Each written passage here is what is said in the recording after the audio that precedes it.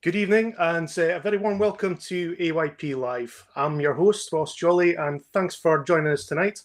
I'll just start with a little bit of housekeeping before I introduce tonight's guests.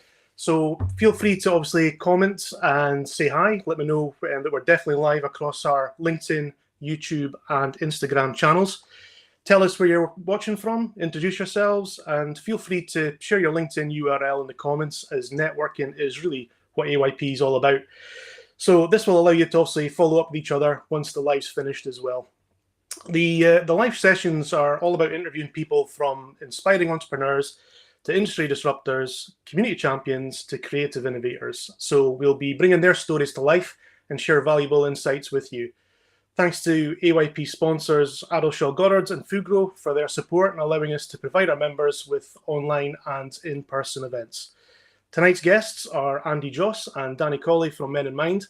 For those of you who don't know who Men in Mind are, these are guys that are an Aberdeen and Shire-based community to promote mental well-being and support for men. And I understand, now the little birdie tells me that today's date is a significant date for the group.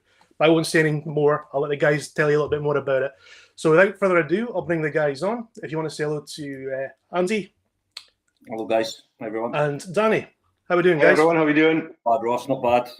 Yeah, thanks for joining me on a Friday night as well. Appreciate you inviting us on. Thank you for having us. Yeah. Thank you very much.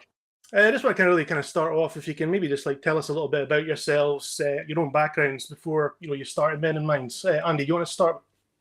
Yeah, nice. Again, thanks for having us on, Ross. Appreciate you inviting us. So my name is Andy Joss. I am Client Services Manager for Hunter Adams. I've been in business development pretty much since I've left school, working in sales roles. And it's only recently that I have probably admitted that I have suffered with mental health problems in the past. And I guess that's what sort of pushed me on to starting Men in Mind. Thanks. How about yourself, Danny? A bit like Andy, I've worked in sales for a number of years now and had my challenges with my mental health in 2019 and been a bit of an uphill battle. But yeah, no, it's I work in sales as well. I'm a sales executive with Verloom, so look after the UK and the Norway business for Verloom there. So, yeah. So what is the significant date for Men in Mind group today then, if you don't mind me asking? We're 1 year old, Ross. We're 1 year old. This time last year, we had our very first Men in Mind meeting at the Cove Rangers Balmoral Stadium. Brilliant. So in that year, Danny, you'll probably agree, has flown by. Yeah, there's been a lot of wonderful things that have happened, and I think I'm sure Andy will kind of back me up with this as well. It's like the amount of opportunity and friendships and just a bit like how life changing it was for us as well, and everybody that's been affiliated with Men in Mind. So it's been an incredible journey, and it's only just the start, really. So absolutely. Yeah. So I think you probably both alluded to it slightly there. I mean, what kind of really inspired you both to set up the support group? Was there a specific moment or experience, from both your perspectives that pushed you to kind of take action? I think for me, Ross, working in a sales and business development role in Aberdeen, you get out, you meet people, you have conversations. And I always like to talk personally with people that I meet, and mental health always came up with the guys that I was meeting, business development people, business owners, HR people. Mental health always came up. And you actually realize when you're having these conversations with people that there is a big problem with men's mental health at the moment, and there's not enough done about it. So I was having these conversations with people, and it was I suppose a reoccurring topic and a reoccurring theme. And I was always, leaving these meetings and thinking, wow, I would never have thought that such and such was struggling for this reason or that reason. And I sort of had conversations with Crystal, who is sort of co-founder of Men in Mind with myself. And I guess the real catalyst for, the real push for us came when my next door neighbour actually took his own life just over a year ago last year. And we thought, right, let's get it done. Let's create it. Let's push it out. Let's see who we can help. Let's see who we can reach. And that's really why and how Men in Mind came about. Lots of different reasons But that's probably the main catalyst there. Certainly when Sean took his own life in a year ago to launch it and get it out there. Mm-hmm. What about yourself, Danny? What was your kind of main driver? Well, I remember Andy coming to me and saying, "I've got this idea for setting up a men's mental health group."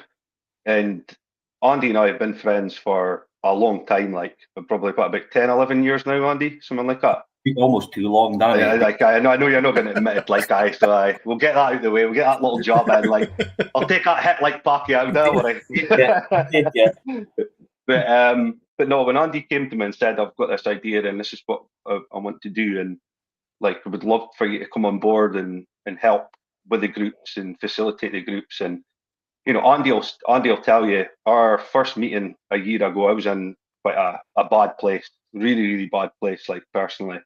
And I remember just before we were away to kick off our first meeting, I'd said to him, I was like, I don't feel I've got anything to offer here. I'm in a world of hurt just now. Like, I'm really struggling. I've got nothing to give the guys that, you know, are coming. And something that Andy said to me, he said, well, you've been through a lot, you're going through a lot, but you're going to get through it, and you've got so much to offer here as well with the guys.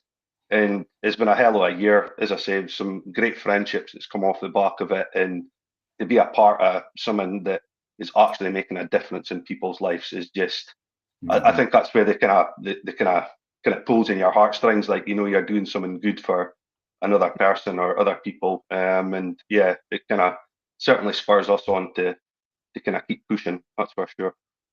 So, I mean, for people watching, I mean, for those that maybe not familiar with the Men in Mind group, could you both give us like a little bit of an overview on what the group offers? Yeah, no worries. We're a peer-to-peer support group. So essentially, the groups, we've got four groups now. Actually, we've got the Cove Rangers one on a Thursday. We've got Kingswells, Powys, and we have an Inverurie group with the Inverurie locals that just started yesterday. And it is just peer-to-peer support groups. So essentially, it is just a group of guys chatting about things that's going on in their lives, the good, the bad, and the ugly. And we're all there just to have these open and honest conversations, and just to support each other. It's open to any man over the age of 18. So, you know, we've had the youngest guy that we've had has been 18, and we've had guys that are up to, what, Danny, about early 70s maybe? Early 70s, yeah, some of the guys. And everything in between. So with that comes, you know, lots of life experiences, lots of different issues. But there's always someone in the room that one of the guys can relate to or get help or advice from. And it's just a couple of hours every week for the guys to come and just chat about their mental health. And just have that space where they can be free, they can be open, they can be honest about what's going on in their lives, that they maybe wouldn't have a space or a place to go to, you know, before Men in Mind, that they could share these types of thoughts. It's quite interesting. You also quite an age, you know, gap there, you know, from the young age to, like, you know, then there's people, as you say, in the 70s as well. Are you finding there's like a common thread, or is it like a mixture of issues that people are coming along and want to discuss? I would say it's a mix. It really is a mix. You know, you've got guys who are maybe struggling with bereavement. You've got other guys who are really struggling with their mental health, anxiety, you know, family pressures, work pressures, breakup, like, you name it. It's all on the table, is it, Andy? Everybody's seen everything. There's probably nothing that we haven't heard, and you know, you think with this type of group that you're going to get, you would expect guys that are suffering with depression and anxiety to be there. But like Danny says, we've had everything. You know, guys that are going through breakups, guys that have suffered, you know, critical illness. We've had guys, suicide survivors that come to the group. There really hasn't been anything or any type of problem that we haven't seen, and these are all different levels. You know, it's like depression and anxiety is a bit of a, I suppose you could, generic term, but that can vary in severity with each case, you know.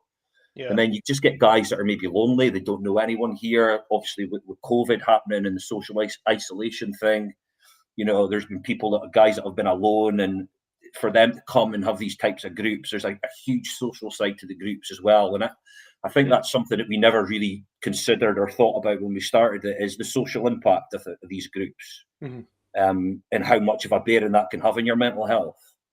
So that's another big part of it. But I mean, there isn't really anything that we haven't seen or heard in any of the groups that we've had. You know, across the 4 groups, you know, we've had the doors have opened well over 1,000 times, and we've had well over 200 guys that have come along to eat, you know, Wow. to collectively to the group. So within that, there's a wide range of problems that we've seen, you know. Yeah, because I think from what you're saying there as well, Andy, it relates to this next question that we got sent through via email. Was why do you think men in particular struggle to open up about mental health? That's quite a common question. I think that you see quite a lot about as well. Yeah. Yeah. You want me to jump on that one day? Aye, okay. Go on, Danny. Why do we think men in particular struggle with? I think it's men are meant to be seen as kind of the strong ones, and you take a weight of the world on your shoulders, and you know, you bear the responsibility for your life, and obviously, you know, if you're married and kids, and you've got that, you've got a certain expectation as a man to kind of carry yourself in a way. But I think there's nothing wrong with being, you know, I think it's the perfect blend of being stoic as well as vulnerable as well. I mean, it's okay to ask for help, but I think in particular, I think it's more maybe you would want to call it bravado. You know, you want to kind of there's that side of it, but I think that's why I think as well, and probably shouldn't say this, but like men kind of in today's society tend to get beaten with the raw end of the stick at times, you know, and you hear like bad things about awful kind of terminologies of toxic masculinity, you know, like I'm sure there is obviously, you know, that end of the scale, but masculinity, you need to be, you know, there's that side of things as well, but it's I'm just waffling, am I? Well, that's good. I'm just I'm trying to put my thought process as to, you know, why, like, you know, for myself, put myself and why I kind of maybe didn't deal with it, you know, and I kind of dealt with it. Well, no, you just got to keep going, just constantly holding up like an avatar or a character, if you want to call it that, like, you know. Well, I remember, Danny, just on that, I remember, sorry, Ross, totally. That's all right, when you go. I remember, Danny, like when you were struggling, like with me, when we were like having our conversation, your mask sometimes slipped, and that's something that you've spoke about before, that men do wear a mask. Yeah. And eventually there'll be a point where it does slip. And I think for me, you know, there's that embarrassment. Like you think, why am I thinking this, or why am I acting like this? I've got everything. I've got a great job. I've got a wife. I've got kids. I've got everything that I need on the outside, but then something in here just isn't quite right. And there is that maybe that little bit of embarrassment about being honest and open. And then there's the reality that some people don't have anyone to talk to. You know, if you do have someone, and you're fortunate enough to have someone in your life that you can have these conversations with, and fantastic, but not everybody's got that luxury of having someone that they can be like, look, I'm really struggling here, and this is the reason, you know. And then not everyone understands. We've had guys that have come to the group that they've tried to talk to their wives, their partners, their friends, and they just say that I remember one of the guys saying that he was telling his wife about how he was feeling, his mental health wasn't great, and he said that her eyes, you could literally see her eyes just glazing over, and he just sort of retracted into himself, and he didn't want to talk about it anymore. And then that just leads on to other, you know, it just leads on to other problems. Things get worse. You're in your own head a little bit more, and it just creates this never-ending cycle. It creates like layers, is it? It's almost like layers upon layers upon layers upon other things, and then when there's a multitude of layers and it's on the weight of your shoulders, it's only a matter of time before you know, like you crumble, Ken. That mask dropped, as you say, Ken. I think it was just a good point you made just there as well, Danny. I mean, there was a contact reached out to me when they saw that we're also doing this live session, who's been through a bit of a difficult time as well, and he felt that sometimes the rhetoric of this toxic masculinity online of late has made some men reluctant to kind of seek assistance, you know, if they're struggling. You probably maybe find that, you know, that I know from experience myself, from an experience I've had recently, where you're kind of thinking, oh, I should, you know, man up myself. I need to, you know, take hold of this. But then, you know, sometimes it's not a weakness to kind of seek assistance and, you know, out with your comfort circle, as it were, your immediate friends, your family, to kind of speak to somebody you've never met before and just put it all on the table. And something says, a problem shared is a problem halved. It's a bit cliched, but yeah, it seems to be a good thing to do. yeah. And I think on that as well, life is hard enough as it is. It's getting harder for everybody. The economy's not doing that great, and you notice it in your, like, I went shopping today. You know what I mean? You notice it in your shopping. Mhm. You know what I mean? Like what you used to, your money's not going as far as what it Yep. once was, sort of thing. Ken. And it's like, I don't understand. I don't understand, but So such between the is two of life. you, what do you kind of think's the sort of biggest barriers stopping men from seeking help initially? I think it's probably that the stigma around it with Mm-hmm. Is that the main one? the kind of, there's a standard of you shouldn't be talking about your problems and you take the weight of the world on your shoulders. I think that's the one that gets talked about the most. But what would you say, Andy? What would you Embarrassment, think? maybe. Yeah, like yeah. you Guilt is yeah, another one. like Yeah, definitely embarrassment. We've had guys that have come through and they are embarrassed about how they're feeling and the thoughts that they're having and the reactions that they're having. And I think that's probably the biggest one is for me is what we've heard is just embarrassment, not being able to understand why they're feeling the way that they're feeling. Mm-hmm. You Because that again leads on to a good question that we did get as well, sent through to us. Like, how does the culture in male-dominated workplaces, foreseen as male-dominated, being like offshore, oil and gas, and construction, how does that impact mental health? Because I think obviously you've alluded to the culture around it, of this masculine, you've got to keep everything bottled in and chin up and that kind of thing. do you mean? Is Yeah, that what I you think that mean was for that sort of industries? It's yeah, like I guess the macho persona, if you want to call it that.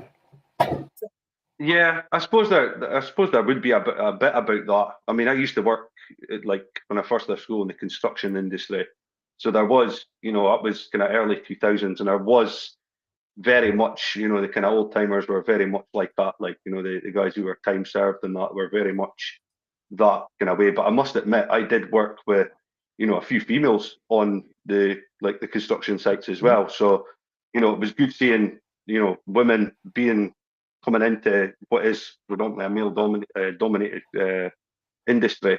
And there was a girl who was a joiner, and there was another girl who I think was a painter. But I think it does. I suppose it's holding that avatar. Or you need to be macho.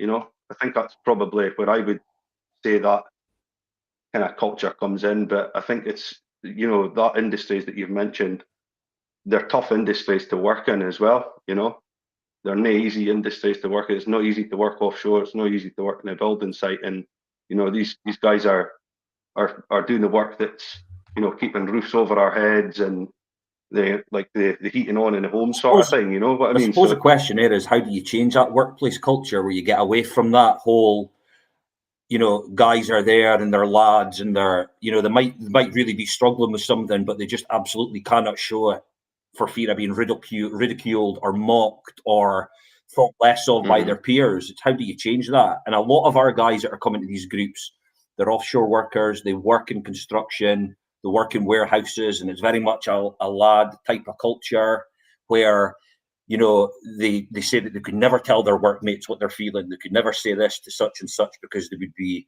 I suppose, the fear of what people would say. So, can you change that workplace culture? I don't know if you can. Will it change over time? I don't know. But I think for a lot of these guys, knowing that there's groups like ours here where they might have to sort of put on this mask that we talk about, where they might really be struggling, but they need to put on this face where everything's okay and I'm one of the lads and I'm this and I'm that.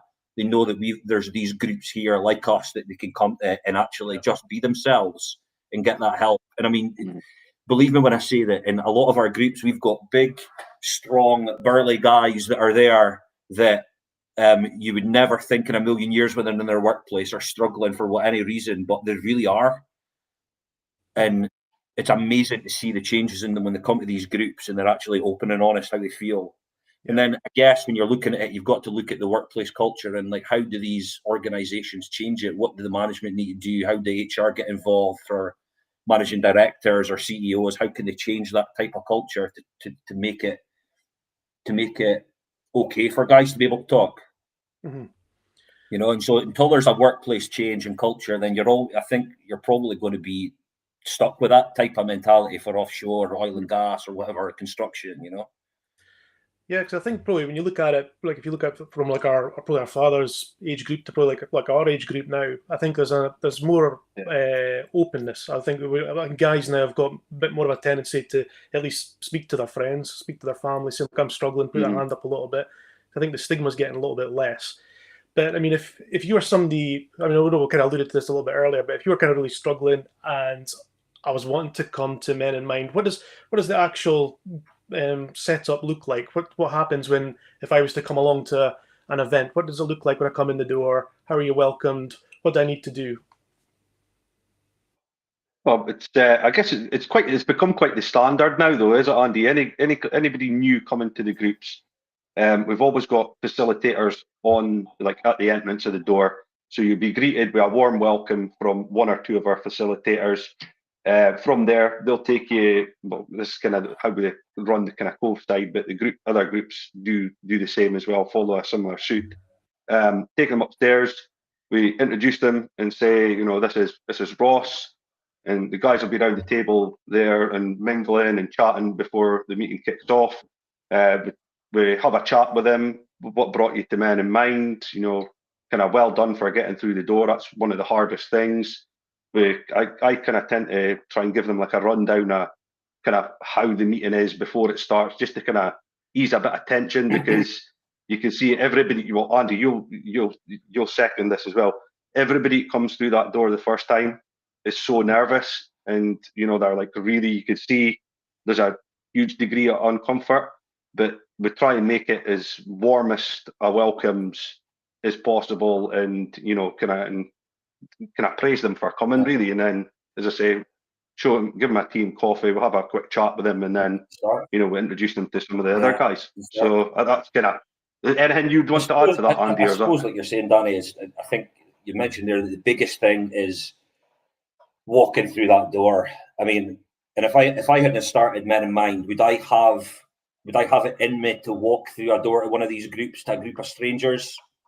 I don't know. So that's why we always say that the guys that have come through the doors over the last year, like we tip our hats to you, and all the guys that are yet to come, we'll tip our hats to you, because it's so difficult to get through the door to one of these things, and we totally appreciate that. So we want to make it as easy and as smooth as possible for the guys to get in and get upstairs. And then when the meeting starts, we just sit, everybody's around a table, and then we just ask questions like, how are things with you? What brought you here?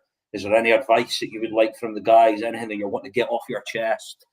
And honestly, like those questions, those simple little questions that some of these guys have probably never been asked in their whole entire life, and they've been desperate for somebody to ask them, is normally when they just talk. And we've had guys that will talk for 15, 20 minutes, even a little bit longer, and they'll just talk about what's going on with them.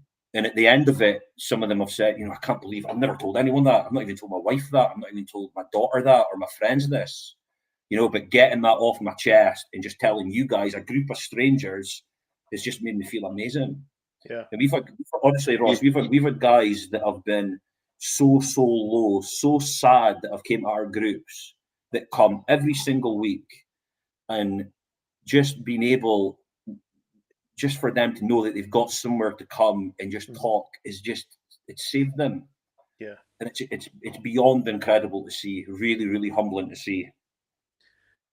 And I think as well, you see, like you know, just as Andy's touched on, and how the kind of meeting goes round and the questions were asked, it gives the new person an opportunity to get things off their chest. And you will tend to find that there will always be somebody around that table, or a few people that you can relate to, whether that's you're going through a breakup, whether, you know, you've experienced a bereavement in the family, or you're somebody close to you. Like, there's people around that table that are like, I don't know, I get how you're feeling. I don't know how you're feeling, but I get how you're feeling. I've been there, you know, a couple of years ago, and this is what I did and kind of what worked for me. And so there's a lot of that, and it's it's such a friendly group as well, and it's like the friendships that come off the back of it. It's nice to see as well. Yeah. No, I mean, Absolutely. hats off to you guys. And obviously, I follow, and if you don't follow, if you're watching live at the moment, please do make sure that you follow Men in Mind and their various social channels. I mean, it's a fantastic success story to see that. And I mean, I know that a lot of what's spoken about is, I'm not looking for any names or anything like that, but can you share any kind of success stories of men who have benefited from coming along to your sessions? And you talk a lot where they were to where they are now. Absolutely. There's a guy that I and you'll probably know exactly who I'm talking about Danny, a guy that came, lost his mum, and he was just, as you would imagine, just heartbroken. His parents live down south. He was up here with his wife, and he was just devastated. He just couldn't come to terms with it. And the first time he came at the very, very first meeting, actually. So a year ago tonight, he came to the first meeting. And he was just so sad, like just so sad. And of course, then that has a knock-on effect to his family, his wife, and his kids. He wasn't there. He felt like he wasn't there as a husband, and he wasn't there as a dad. And then we just gave him this place that he could just talk and chat. And there was guys there that could relate to him in some shape or form. Maybe he'd lost a parent, and just we gathered around him and helped him. And he's been, Danny, pretty much every meeting for a year. And then sometimes he comes now and you would say, I'm right, so how are you? Yeah, I'm totally fine now, absolutely brilliant. I just wanted to come along and see all the lads. And, so the change in him from the very first week to now is colossal.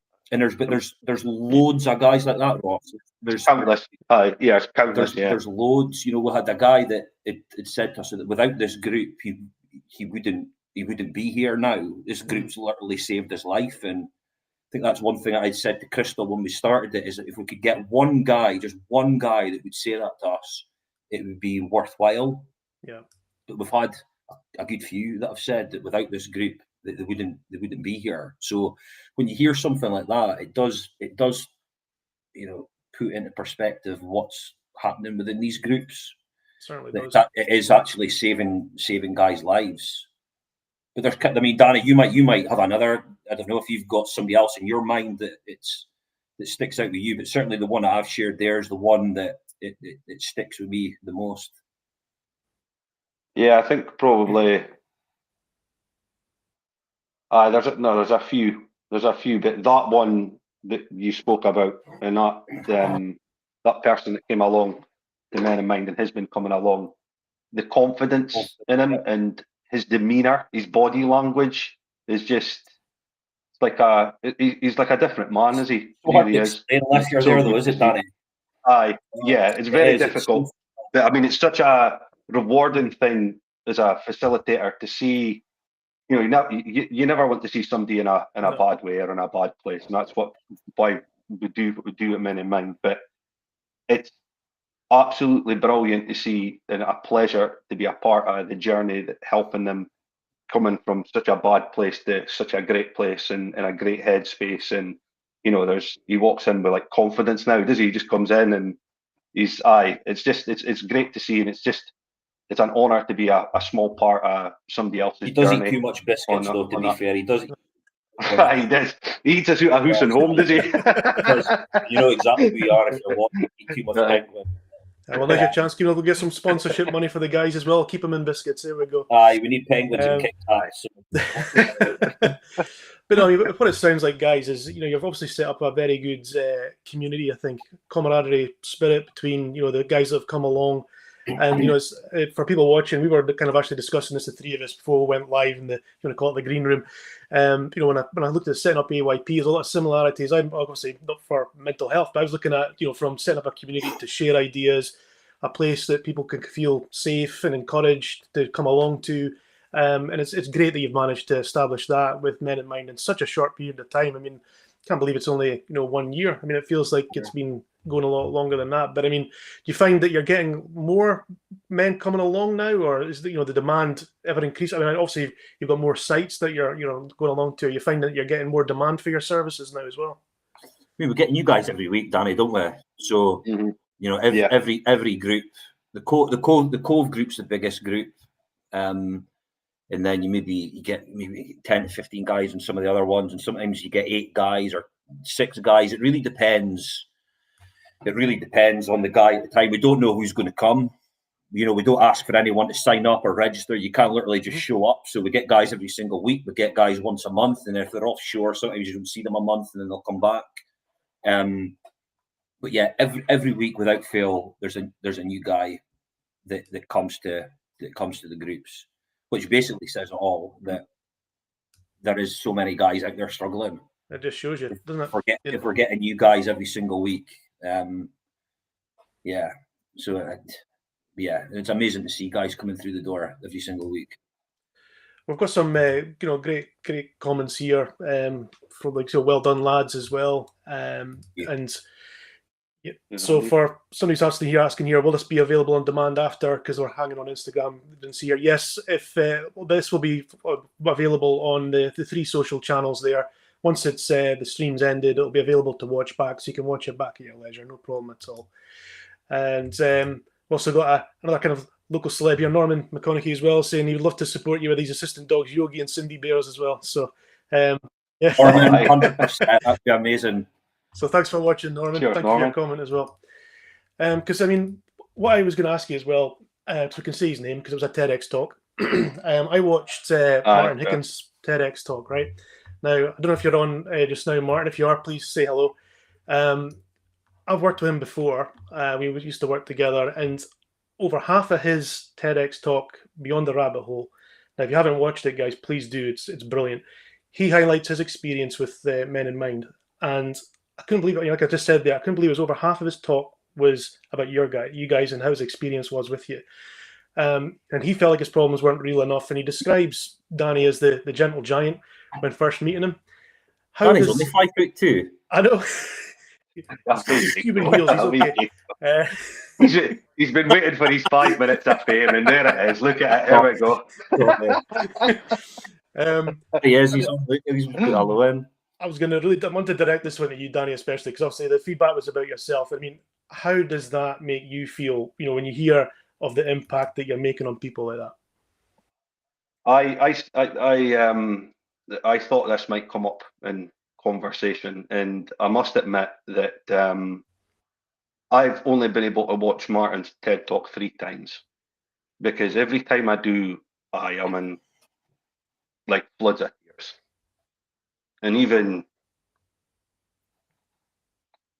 speaking about it now, I can feel myself welling up, and that's honest. It's something that was just so simple for me, just to be, and how are you, and just want to help, to hear that impact. Like I honestly cannot put it into words. Like, it's just humbling, but you didn't do it for that. You do it because you want to do it, because you know what it's like to be in a dark place, and you didn't like the thought of anybody else being there.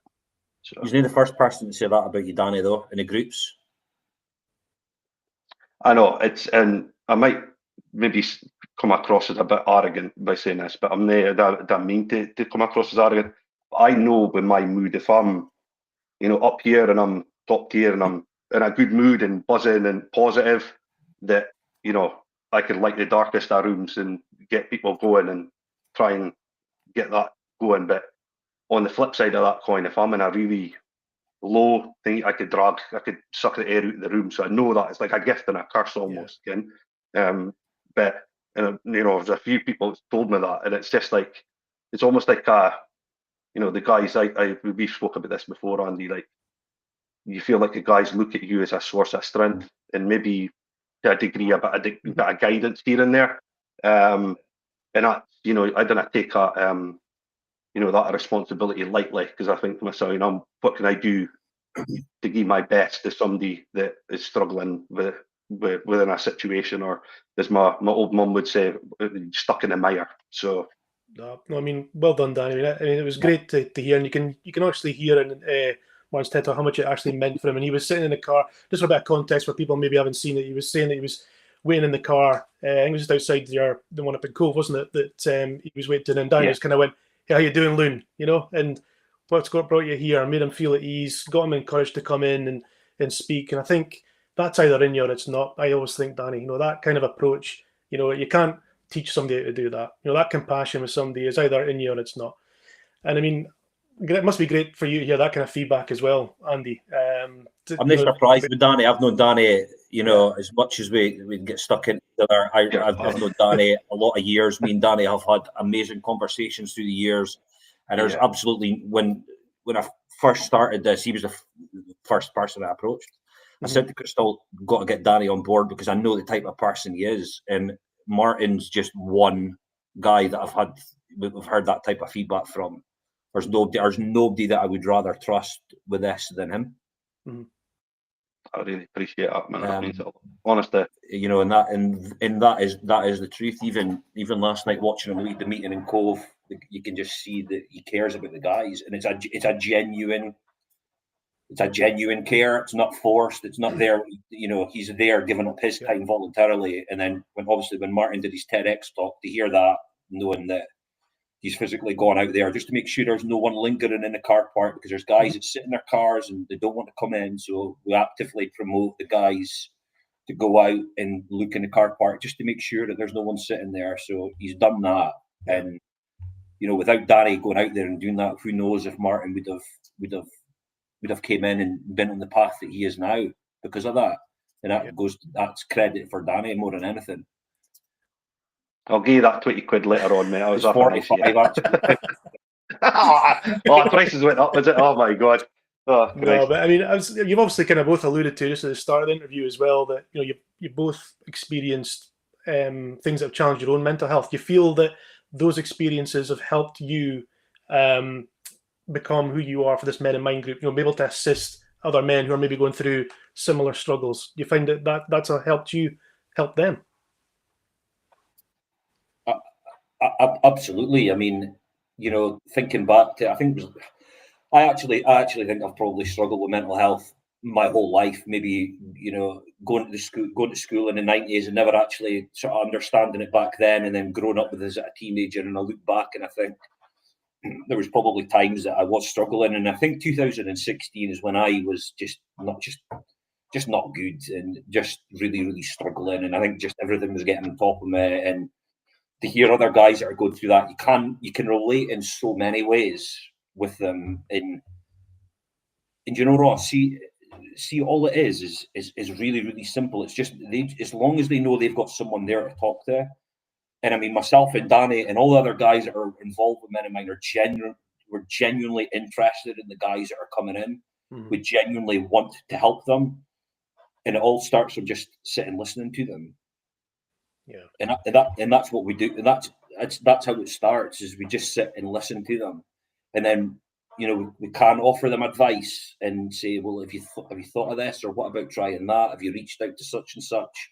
But then all the other guys that are coming for their own mental health, they all can chip in to these guys as well. So we've created this community in all of the groups where actually everybody's supporting everyone. It's not just myself, it's not just Danny, it's not just Paul, it's not just Mikey, not just Steve, all the other facilitators that are doing the groups. It's actually collectively in the group, the guys that are helping each other and shared experiences. There's nothing more real than a real experience to you that you can openly share with the guys and then give them advice, especially if it's exactly the same problem or same issue that these guys are going through that you can relate to, and then you can say, well, I tried this, or I would do this, or I've got a number for someone that you can talk to, or I can put you in contact with someone. And so, yeah, I think hopefully, does that answer your question, Ross? I'm not sure. Yeah, I mean, I also as well, that was great. Thanks, Andy. I just flashed up the comment there from Martin on LinkedIn, just saying, thank you, Men in Mind. Your help is fantastic, and it helped each and every single one of us who has walked through that door, a genuine group of care and trust. I mean, come on, guys, that's fantastic feedback from somebody as well. I must just make all that volunteer hours and things like that all worthwhile. I think when you get feedback like that from somebody who's attended one of your, events, etc. Just amazing. Brilliant. Huge credit to you. So, I mean, I suppose the question next really would be what you want to achieve with the organisation now moving forward. Where do you see, I mean, this is the first birthday. I mean, we were joking. This is like, we just celebrated our 16th birthday for AYP. I mean, you think you're going to kind of keep going with it as demand keep? I mean, also the demand is still there for the services, which, you know, it's not really a good thing, if you know what I mean, in that kind of sense. But do you feel that the group's going to continue to grow? What's the plans? I think it has to really, Danny, does it? I mean, yeah, it has to. It's, you know, like, I think you want to start try and capture as much area as you can. So there is that, I guess, support that, you know, you could have in a number of different communities. And, you know, we spoke about various other places over Andy, and I know that there's a lot of things going on in the background just now as well. So it's exciting times. I think it's just trying to keep positive momentum moving forward and kind of gradually. I think it's probably the best way to put it. It was never meant to be more than one group. It was meant to be Cove, like we'd have been a year ago tonight. We would have been an hour or so into our first meeting, and we thought if we get 5 or 6 guys coming through the door, magic, brilliant. And I think we got 26 or 24. Yeah. Do you remember how nervous we all were on like this time last year? It's so unknown, but I think for us now, it is just a case of, well, if there is a location that we could take this into, we'll do it. And if we can get volunteers to help us run the groups, we'll do it, because we know that there's, I mean, however many guys out there that could benefit from this, and it could change their lives. So even if we wanted to stop it, which we don't, we couldn't, because there's so many guys out here that are relying on us now. But we're so lucky that we've got amazing people that are helping us do it.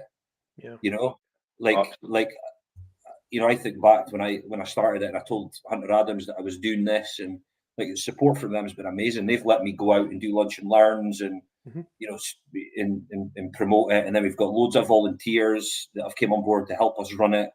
You know, it's just been amazing. So when the chips are down and we're needing people to help us, we've got that. But we are going to need more and more people as we grow it and sort of expand it across Scotland, because that is is definitely going to happen. There's no question of that. If somebody was interested, guys, obviously just to, you know, volunteer their services, to maybe set up a group in a different location, could they just get in touch with you through the Minimind socials? Yeah, please do. You can, myself or Danny, we're both on LinkedIn, and we're on Facebook, Instagram, we're on all of that, and you can get with us emails or whatever. Because we are volunteer led. You know, we myself and Danny have both got day jobs, and but the more good people we have on that can help us take this as far as we can, we'll be forever grateful. Good stuff. Because I mean, I was just going to say, if like maybe there might be somebody watching tonight who's potentially struggling themselves for a variety of reasons, what would be the kind of first steps that you would advise them to take? Would it just be to kind of come along to one of the groups? Because obviously, from what you've said, the groups are very welcoming.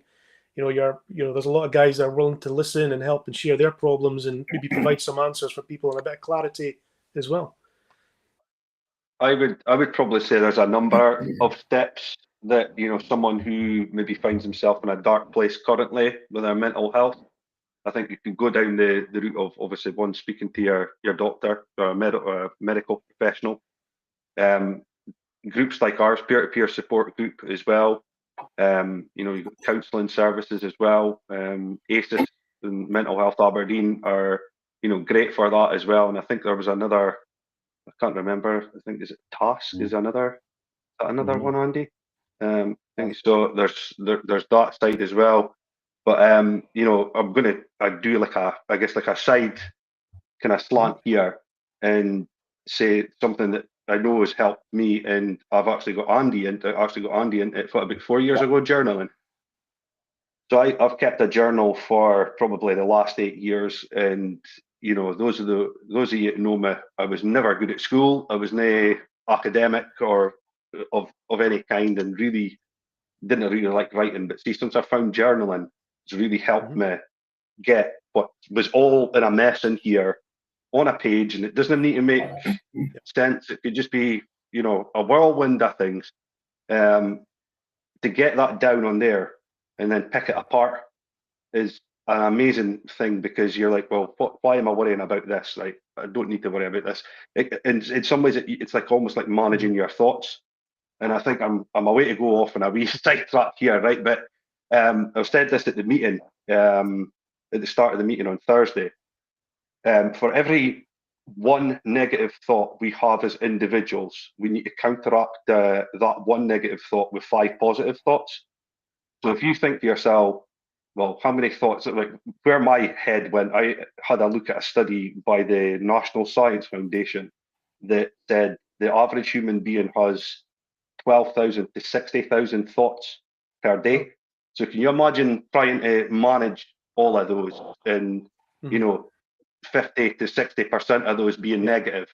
You've got a hell of a lot of positive thoughts and things. So I think it's like patching yourself and putting it down on paper and really kind of I guess in many ways, would you say, Andy, writing has helped you understand yourself a little bit better in terms of the journaling? Yeah, I mean, just being able to, instead of processing it up here, you can process it down here, and then you've got the luxury of being able to go back through your thoughts and feelings and how you were feeling at a certain stage in a year ago or a month ago, and you can sort of make sense of it. But I think the first thing is if you can just admit to yourself that you do have a problem, or you are struggling, and come to terms with it. Actually, maybe you do need extra support. For me, it would be if you've got someone close to you that you can speak to them. If you need to go down the clinical route and you need to go to the doctor, do that. But what I would say is that we've seen how well these groups work that we've built, and if you can admit to yourself that you're needing help, and then you can take the next step in getting through one of the doors to our groups, please just do it, because it helps and it works. We've seen it. It's the best thing they'll ever do as well. It really is. How many guys have said it's the best thing I've ever done? I can't believe I didn't walk through sooner, or I'm so glad that I walked through. We get a lot of that. A lot of the guys. I get a lot of that, and it's just about, do you know what? Like, we've got to get away from this whole like men don't talk. I've said before that men absolutely will talk if they've got the right environment and the right people to talk. They will. Absolutely. We've seen it. We've lived it. There's a great comment just as well here from Steve Johnson, just on LinkedIn. Thanks for joining us, Steve. Every single one of us wears a mask of some kind. Having somewhere safe to let the mask slip, makes such a difference. Could have probably put it better myself. Exactly, yeah. To be honest. Aye, absolutely brilliant. Spot on. So, I mean, I think this is where I begin to kind of close up now, just towards like our kind of final thoughts and calls to action. I mean, if I was to ask you both individually just now, what's one message that you'd like to leave our listeners with? If I start with yourself, Andy, what's kind of your kind of advice just now?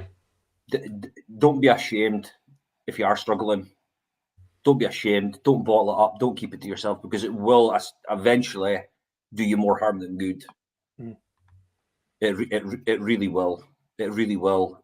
Embrace it. Embrace your struggles. Know that you are struggling, but just look to try and get yourself into a better place. Take that first step, whatever it might be for you, whatever's right for you in your own path, do it. But we're here for anybody that is struggling. Anybody that's struggling, any man over the age of 18, if you are struggling, just get in contact with us. Come to one of the groups, see what we're about. That's what I would say. Brilliant. Thanks, Andy. What about yourself, Danny? Well, I think I would just go on the point of, the embarrassment or the fear and the doubt of, seeking support. So I guess I would put it into the words of, to try and kind of put things into perspective. Yesterday's gone, tomorrow's not here.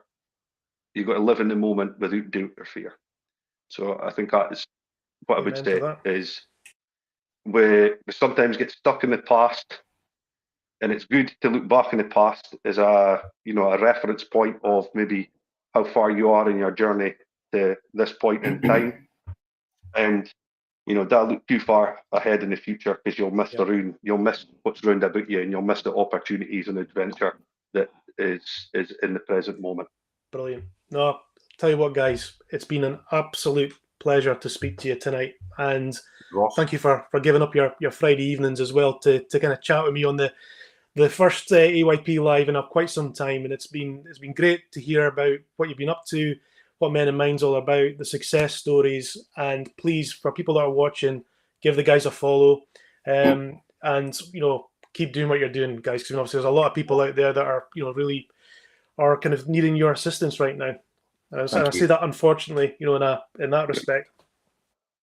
Yeah, but yeah, no, it's good, I suppose, that we're here. But no, thank you very much for having us, Ross, and perfect timing for us being a year old today, like, as well. So no, it's it's been great and really enjoyed hearing from you. I'd like to say it was planned, but as we kind of discovered, it wasn't. We could go with that line. We'll go anyway. Oh, it's live still. But never mind. No, but thank you very much, guys. Much appreciated. Thank you. Wow. I mean, that was. There's only a few times that I get really, kind of emotional when you're speaking about a topic, but that was fantastic hearing from both, Danny and Andy there, what they've achieved. I just want to kind of close with my own takeaways from tonight, and we do talk a lot about strength, resilience, and pushing through, but real strength isn't just about carrying the weight; it's about knowing when to share the load. Men's mental health is often overlooked, and for too long, the message has been to man up instead of speaking up. But tonight, I think we've seen that change starts with conversation. Whether it's reaching out to a friend, supporting a colleague, or simply listening, small actions can make a massive difference. So if you are struggling, please know this, that you're not alone, as you can hear from the guys there. And if you do know someone who might be, don't wait for them to ask. Check in, be there, and keep the conversation going. Thanks for joining us tonight, and obviously again to Andy and Danny from Men in Mind. I just want to kind of quickly run through just a few things for AYP just as we're coming up. Please keep an eye out for the next AYP lives via our socials, and if you want to get involved, or if you even want to assist me with some of the interviewing, please let me know. Or nominate someone that you think would be of interest to the AYP membership or has an inspiring story to tell us. Please drop us an email at info@aypgroup.co.uk, just on the ticker tape at the bottom there. Our next in-person event is the personal branding workshop with the guys at Think PR. I'll just put up the QR code there for that as well. So that's on the 11th of March from 6:30 at Revolution Bar on Belmont Street. So you can use the QR code there to take you directly to get a ticket for that event. But please feel free to register your attendance via the code, or you can also register your details on our mailing list via our site to be kept up to date on anything that's coming up. So thanks again, and please take care, and I'll see you at the next live event, and thanks for contributing and watching us live. Thanks for tuning in to Aberdeen Young Professionals. Don't forget to like, comment and subscribe for more events. Want to join us in person? Visit www.aypgroup.co.uk to find out what's next. See you there.